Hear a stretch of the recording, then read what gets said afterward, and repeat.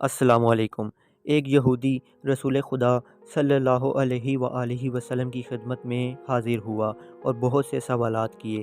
اس کے سوالوں میں سے ایک سوال یہ بھی تھا کہ اگر آپ کا پروردگار ظلم نہیں کرتا تو یہ کیسے ممکن ہے کہ کسی کے چند روزہ گناہوں کی سزا میں اسے ہمیشہ کے لیے جہنم میں ڈال دیا جائے۔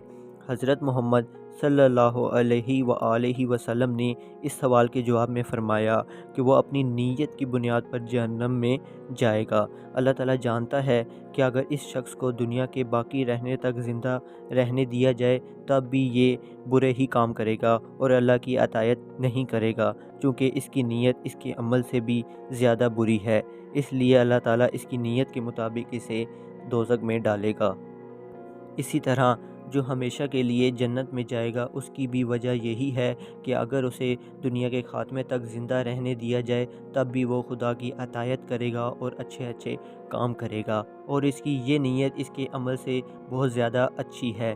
لہٰذا جنت میں رہنے والے اپنی نیت کی بنیاد پر ہمیشہ جنت میں رہیں گے، اور دوزخ میں رہنے والے اپنی نیت کی بنیاد پر ہمیشہ دوزخ میں رہیں گے۔ اللہ تعالیٰ اسی ضمن میں فرماتا ہے بنی اسرائیل میں کہ آپ کہہ دیجئے کہ ہر شخص اپنی نیت کے مطابق عمل کرتا ہے۔ امید کرتے ہیں کہ آپ کو یہ ہماری ویڈیو پسند آئی ہوگی۔